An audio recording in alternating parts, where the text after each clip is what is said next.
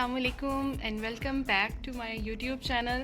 अगर अभी तक आपने मेरे चैनल को सब्सक्राइब नहीं किया तो प्लीज़ सब्सक्राइब करें और बेल आइकन को भी प्रेस करें ताकि आपको फ़ौरन मिल सकें मेरे बायोलॉजी के लेक्चर्स।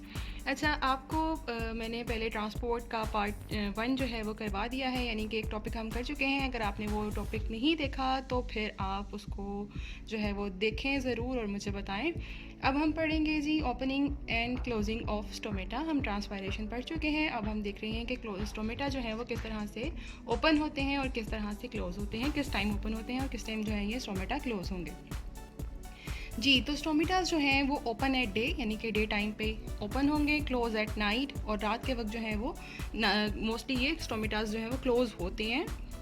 गार्ड सेल्स जो हैं अगर टर्जिड होंगे तो स्टोमेटा ओपन होंगे, एंड गार्ड सेल्स जो हैं अगर वो फ्लैसिड हो जाएंगे, मुरझा जाएंगे, तुड़मुड़े से हो जाएंगे तो स्टोमेटा जो है वो क्लोज होंगे। अब बहुत सारे फैक्टर्स हैं जो इसको अफेक्ट भी करते हैं कि स्टोमेटा किस तरह से क्लोज होंगे, किस तरह से जो है वो ओपन होंगे। तो उसमें जो एक तरह से तो ये जहाँ पे अफेक्ट कर रहे हैं opening and closing of stomata को, वहीं पर ये कंट्रोल करते हैं ट्रांसपिरेशन के रेट को भी।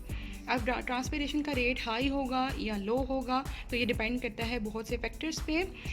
तो जो सबसे पहला फैक्टर है और इम्पॉर्टेंट वन भी है, that is light. Mostly stomatas जो है वो मैंने अभी आपको बताया कि डे टाइम पे ओपन रहते हैं, तो लाइट जो है अगर वो स्ट्रॉन्ग लाइट है तो स्टोमेटा की ओपनिंग जो है वो ऑब्वियसली ठीक होगी, तो ट्रांसपिरेशन का रेट जो है वो हाई हो जाएगा। और अगर लाइट जो है वो डिम है तो जो स्टोमेटा का रेट है ओपनिंग का वो कम हो जाएगा और ट्रांसपिरेशन जो है उसका रेट भी कम हो जाएगा, लो हो जाएगा, ट्रांसपिरेशन कम हो जाएगी।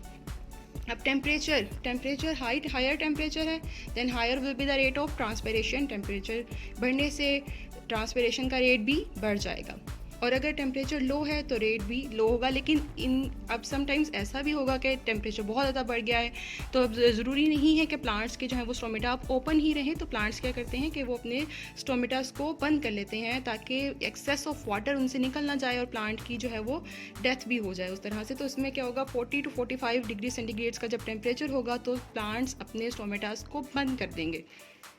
एयर ह्यूमिडिटी यानी कि हवा में नमी का तनासुब कितना है, उसका वो भी डिपेंड करता है कि ट्रांसपिरेशन कितनी होगी। जब ह्यूमिडिटी या नमी का तनासुब ज़्यादा होगा तो ऑब्वियसली हवा में पहले ही पानी का जो है वो तनासुब ज़्यादा है, नमी ज़्यादा है, तो पानी जो है वो कम ट्रांसपायर होगा, ट्रांसपिरेशन का रेट जो है वो लो हो जाएगा। और ह्यूमिडिटी जब डिक्रीज़ होगी तो रेट जो है ट्रांसपिरेशन का हाई हो जाएगा। नेक्स्ट फैक्टर जो कि अफेक्ट करता है ट्रांसपिरेशन के रेट को, दैट इज़ एयर मूवमेंट, यानी कि हवा किस स्पीड से हरकत कर रही है। जैसे जैसे हवा की मूवमेंट बढ़ेगी तो रेट जो है वो बढ़ जाएगा, और जैसे जैसे अगर हवा स्टिल है, हवा मूव नहीं कर रही, हवा की स्पीड जो है वो कम है, तो ट्रांसपिरेशन का रेट भी कम हो जाएगा। अब लीव सरफेस एरिया का से क्या मुराद है कि लीव्स का साइज़ क्या है, लीव बड़े हैं या लीव छोटे हैं। सम प्लांट्स हैव जो है वो स्मॉलर साइज़ के लीव्स होते हैं कुछ प्लांट्स के, कुछ जो है वो थोड़े से बड़े होते हैं। तो जिन प्लांट्स के लीफ साइज़ बड़े हैं, सरफेस एरिया ज़्यादा है, ऑब्वियसली उसमें ज़्यादा स्टोमेटास हैं तो ट्रांसपिरेशन का रेट भी बढ़ जाएगा। और जिनमें सरफेस एरिया कम है तो ऑब्वियसली उसमें जो है वो रेट उसी तनासुब से होगा। हाँ जी, अब नेक्स्ट है जी सिग्निफिकेंस ऑफ ट्रांसपिरेशन। सिग्निफिकेंस का मतलब क्या है, इंपॉर्टेंस ऑफ ट्रांसपिरेशन प्लांट्स के लिए क्यों ज़रूरी है, क्या किस तरह से ये प्लांट जो है उनको उसकी ग्रोथ में या प्लांट्स में किस तरह से इंपॉर्टेंट पार्ट जो है वो प्ले कर रही है ट्रांसपिरेशन को नेसेसरी ईवल कहते हैं। ईवल होती है बुराई, यानी कि एक तरह से तो कह रहे हैं कि ट्रांसपिरेशन जो है वो इंपॉर्टेंट है, एक तरह से कह रहे हैं कि ये जी एक ईवल है। तो वो किस तरह से है कि अगर तो ये जो ट्रांसपिरेशन है ये पोटेंशियली हार्मफुल है बट अनअवॉइडेबल है, यानी कि ऐसा नहीं हो सकता कि प्लांट्स जो है वो ट्रांसपिरेशन के बगैर सरवाइव कर जाएं। हार्मफुल क्यों है, अगर तो पानी की कमी है, खुश्क साली है, कहत है, बारिश नहीं हो रही है, प्लांट्स के पास ऑलरेडी पानी बहुत कम है और फिर वो ट्रांसपिरेशन के ज़रिए से भी निकल जाएगा तो स्वेयर जो है वो सीरियस डेसिकेशन हो जाएगी, प्लांट्स जो है उसकी डेथ हो जाएगी। लेकिन ये इंपॉर्टेंट किस तरह से है, ट्रांसपिरेशन पुल प्रोवाइड करती है। पुल का मतलब होता है खिंचाव, यानी कि जब एरियल पार्ट्स में से, ऊपर वाले पार्ट्स में से ट्रांसपिरेशन के ज़रिए से पानी निकल जाएगा तो एक पुल जो है वो पानी को नीचे वाले पार्ट से, रूट से ऊपर की तरफ खींचेगी, एरियल पार्ट्स की तरफ खींचेगी, जिसकी वजह से पानी जो है वो इजीली ऊपर की तरफ मूव करना शुरू होगा। That is known as transpirational pull. Next हमारा टॉपिक है ट्रांसपोर्ट ऑफ फूड। अभी मैंने आपको फर्स्ट जो हमारी वीडियो थी इस चैप्टर की, उसमें मैंने बताया था कि फूड की कंडक्शन के लिए जो फ्लोइम है that is responsible for it. Phloem जो है वो कंडक्ट करता है फूड को। अब फूड किस फॉर्म में होता है? प्लांट का फूड जो है वो इन फॉर्म ऑफ स्क्रोज होता है। स्क्रोज कैसे होता है कि ग्लूकोज बनता है फोटोसिंथेसिस के दौरान और ग्लूकोज को जो है वो कन्वर्ट कर दिया जाता है स्क्रोज में। अब जो काफ़ी सारी थेरीज़ हैं वो एक्सप्लेन करती हैं कि किस तरह से फूड जो है वो मूव हो रहा है।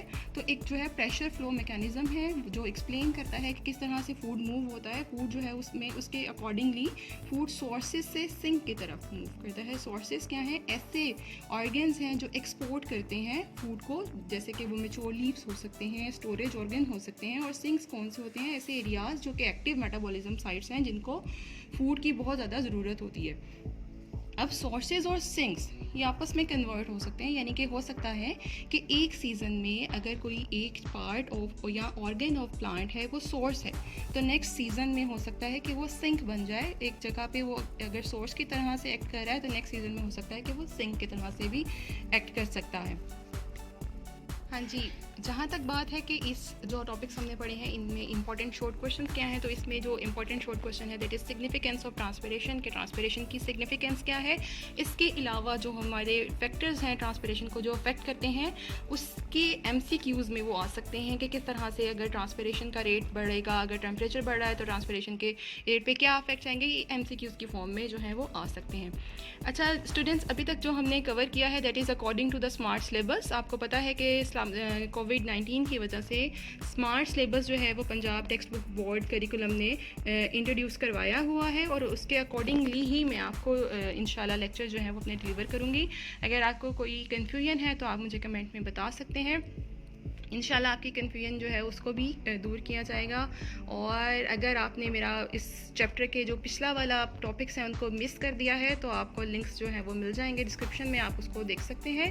Thanks for watching my video, और उम्मीद है कि जब ये वीडियो आप तक पहुंचेगी तो आप ईमान और सेहत की बेहतरीन हालत में होंगे। अल्लाह पाक हम सबको अपनी हिफाजत में रखे। थैंक्स फॉर वॉचिंग, और लाइक, कमेंट, शेयर, सब्सक्राइब सब कीजिएगा। अल्लाह हाफिज़।